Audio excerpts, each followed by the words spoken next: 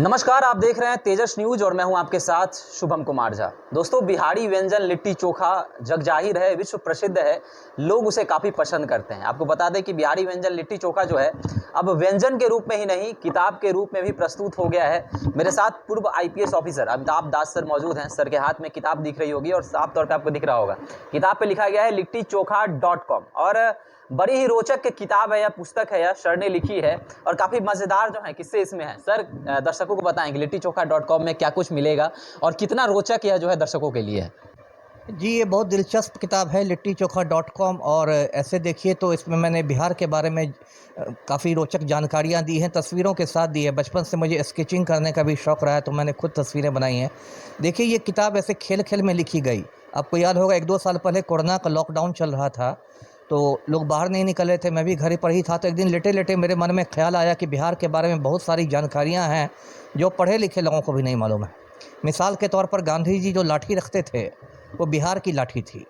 मुंगेर जिला में घोरघट गांव है, वहाँ 1934 में गांधी जी आए थे भूकंप के बाद, तो वहाँ के लोगों ने गांधी जी को लाठी भेंट में दी थी। तो ये बात बहुत सारे पढ़े लिखे लोगों को भी मैंने देखा कि नहीं मालूम है। तो मैंने सोचा कि इस पर एक सीरीज़ चलाना चाहिए फेसबुक पर। फिर मैंने सोचा सीरीज़ का नाम क्या हो, तो मैंने उसका नाम रखा लिट्टीचोखा.com। लिट्टी चोखा इसलिए नाम रखा क्योंकि लिट्टी चोखा बिहार की पहचान है, बिहार का सबसे मशहूर व्यंजन है। और .com मैंने इसलिए जोड़ दिया क्योंकि अभी जो नई पीढ़ी जो है, जो नया जनरेशन है युवाओं का, वो अपना रिलेटेड फील करेगा, रिलेट कर सकेगा .com से। तो उसमें मैं डेली फेसबुक पर एक-एक बनाकर देने लगा जानकारी। तो लोगों ने इसको बहुत पसंद किया कि अरे, ये तो हमें मालूम ही नहीं था। मेरे फेसबुक पर 5000 मित्र हैं मेरे, बहुत सारे आईएएस हैं, आईपीएस हैं, पत्रकार हैं, सांसद हैं। तो उन लोगों ने बहुत एप्रिसिएट किया, तो मेरा भी हौसला बढ़ा। और जब लगभग 100 जानकारियाँ हो गई, तो मैंने इसको पुस्तक के रूप में छपवाया और इस पुस्तक को मैंने अपने माँ बाबूजी को समर्पित किया है। वो दोनों अब दिवंगत हो गए हैं। और इस किताब को मैं दर्शकों को दिखाता हूँ खोल कर। ये किताब जो है वो हर पन्ने पर सचित्र है और पूरी की पूरी किताब मेरी ही हैंडराइटिंग में छापी गई है। ये बाकी किताबों से थोड़ी हट के है किताब। पूरी किताब जो है वो मेरी हैंडराइटिंग में ही छपी है और साथ ही साथ मैंने उसमें रंगीन तस्वीर भी बनाई है। तो इसमें लोगों का मनोरंजन भी होगा और ज्ञानवर्धन भी होगा। मैंने इस किताब में बत्तख मियाँ के बारे में भी जानकारी दी है, जिसने चंपारण सत्याग्रह के समय महात्मा गांधी की जान बचाई थी।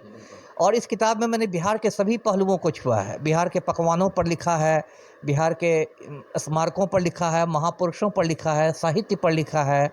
जैसे मैं मिथिला का रहने वाला हूँ, दरभंगा का, तो मिथिला में एक तिलकोर के पत्ते का व्यंजन मिलता है, वो वहाँ के परंपरागत जो भोज होते हैं उसमें खिलाया जाता है, तो उस पर भी मैंने लिखा है। फिर मैंने एक लिखा है, पूर्वी चंपारण में गाँव है जहाँ सैकड़ों मोर पाए जाते हैं। वहाँ आप जाइएगा तो खेत में आपको जगह जगह पीकॉक दिखाई देंगे। उसकी जानकारी बहुत लोगों को नहीं है। तो इस किताब को मैंने काफ़ी रिसर्च के साथ लिखा और एक्यूरेसी पर बहुत ज़्यादा ध्यान दिया है कि कोई गलती नहीं हो जाए। तो ये किताब अमेज़न पर उपलब्ध है, आप इसे ऑनलाइन ख़रीद सकते हैं और सभी उम्र के लोगों को पसंद आएगा। बच्चों को पसंद आएगा, महिलाओं को पसंद आएगा, बुज़ुर्ग लोगों को पसंद आएगा। और बच्चों के लिए तो मैं समझता हूँ एक बहुत अच्छा ये है, आप बर्थडे गिफ्ट कर सकते हैं, क्योंकि इस किताब को बच्चे पढ़ेंगे और खेल-खेल में बहुत सारी बातें बिहार के बारे में जान जाएँगे। तो यही कहना है मुझे। जी। खासकर युवा पीढ़ी जिन चीज़ों की आपने जिक्र की है, तिलकोर का तरुआ, खासकर आजकल के युवा पीढ़ी नहीं जान पाते हैं कि तिलकोर का तरुआ होता क्या है सर। तो क्या लगता है सर कि आजकल के युवा पीढ़ियों को ये सब चीज़ जाननी चाहिए, क्योंकि बहुत अनभिज्ञ रहते हैं इन चीज़ों से। खासकर युवा पीढ़ी में तो ये भी देखा जाता है कि हिंदी की जो संख्या है 173, 172, 67, 68, जो युवा पीढ़ी नहीं जान पाते हैं, पूछते हैं कि क्या क्या होता है इसका मीनिंग सर। तो क्या लगता है सर, युवा पीढ़ी को क्या संदेश देंगे? इसलिए मैंने कहा ना, देखिए, एक तो मैं फ्रैंकली कहता हूँ कि आज की युवा पीढ़ी से मैं बहुत ज़्यादा निराश हूँ। इसलिए क्योंकि मैं देखता हूँ कि युवा पीढ़ी में एक तो अध्ययन के प्रति रुचि बहुत घट गई है।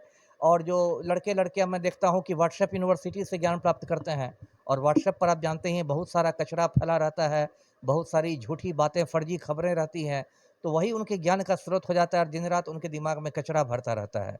तो इसलिए सही कहा, ठीक है, आधुनिकता अच्छी चीज़ है, मैं हमेशा आधुनिकता का स्वागत करता हूँ। तो लेकिन उसके साथ-साथ परंपरा भी हमें जाननी चाहिए। यदि बिहार में कोई बहुत पुरानी चीज़ है, कोई स्मारक है, कोई ऐसी चीज़ है जो हम अब मतलब विस्मृत कर रहे हैं, तो उसको भी याद रखना चाहिए।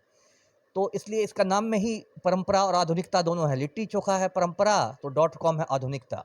दोनों के संतुलन से ही है वो समाज आगे बढ़ सकेगा। जी। सर किताब में देखा जा रहा है कि स्केच आपने किया है, अपने हाथों से स्केच किया है। तो सर स्केच का ये चीज़ में स्केच के साथ अपनी हैंड राइटिंग इसका सर योजना कब बना? मतलब कोरोना काल में जब आप घर में कैद थे, तो इस समय योजना कब बना कि नहीं स्केच के साथ सामग्री दिया जाए जो कहीं न कहीं बच्चों को या फिर युवा पीढ़ियों को अच्छा लगे? जी, जैसा मैंने बताया कि स्केच करना मेरे बचपन की हॉबी रही है। बचपन से मैं ये स्केचिंग करता रहा हूँ और मेरी साफ-सुथरी हैंडराइटिंग है, तो मैंने सोचा कि फ़ेसबुक पर जब यदि मैं सीधे लिख दूँगा, तो हो सकता है थोड़ा नीरस लगे, इसलिए उसके साथ स्केच भी कर देना है। जैसे मैंने एक लोहा सिंह कार्यक्रम आता था पहले रेडियो पर और बहुत पॉपुलर हुआ करता था जब टीवी का ज़माना नहीं हुआ करता था। तो लोहा सिंह का कार्यक्रम रेडियो नाटक बिहार में प्रसारित होता था और बिहारियों में बहुत पॉपुलर था। उसमें लोहा सिंह अपनी पत्नी को खजड़न की मदर करके बुलाते थे और लोहा सिंह फ़ौज के एक रिटायर्ड आदमी हैं, वो हमेशा काबुल के मोर्चे की चर्चा करते हैं। तो जब टीवी का युग नहीं आया था तो वो बहुत पॉपुलर था। तो जैसे मैंने लोहा सिंह नाटक पर लिखा तो साथ-साथ एक रेडियो की तस्वीर भी बना दी। उसी रेडियो की जो रेडियो मेरे घर में है, वैसी ही तस्वीर बनाई। तो उसको और ब्लैक एंड व्हाइट से अच्छा होता है, रंगीन कर देने से और तस्वीरें अच्छी लगने लगती है। और फिर मैंने प्रकाशक को भी यही कहा कि इस किताब को ज्यों का त्यों छाप दिया जाए। मेरी हैंडराइटिंग में जैसी है, बिल्कुल वैसे ही छाप दिया जाए। और अब तो मतलब ये किताब इतनी पॉपुलर हुई है, बीपीएससी में भी इससे सवाल किए जा रहे हैं। इस बार की बीपीएससी में बतख मियाँ से संबंधित सवाल थे और भी कुछ सवाल थे। और अब तो लोग माँग कर रहे हैं, तो इसलिए मैं कोशिश कर रहा हूँ कि जल्दी ही दूसरी भाषाओं में भी इसका अनुवाद आए। जैसे इंग्लिश में, उर्दू में, बांग्ला में, इन भाषाओं में भी इसका अनुवाद आए। मान लीजिए कोई बंगाली व्यक्ति है और वो हिंदी उतनी अच्छी तरह नहीं पढ़ पाता है, लेकिन उसको भी लिट्टीचोखा.com यदि बांग्ला में आ जाएगी, तो उसको पूरी जानकारी मिल जाएगी। तो उसमें ये योजना है कि एक तरफ हिंदी में और ये लिखा रहेगा और सामने के पन्ने में वही बात बांग्ला में लिखी रहेगी। तो इस तरह से हम लोग इसका अनुवाद भी लाने जा रहे हैं मार्केट में। जी। पाठकों से कितना प्यार मिल रहा है? कमेंट आते होंगे या फिर आपको कॉल्स भी आते होंगे इस किताब को लेकर? पाठकों से तो बहुत प्यार मिला है। देखिए कोचिंग इंस्टीट्यूट वाले इसको थोक में खरीद रहे हैं और दरभंगा से कोचिंग इंस्टीट्यूट वाले आए थे, उन्होंने कहा कि मैं तो 200 कॉपियाँ खरीद कर इसको अपने मतलब बच्चों में बाँटूँगा।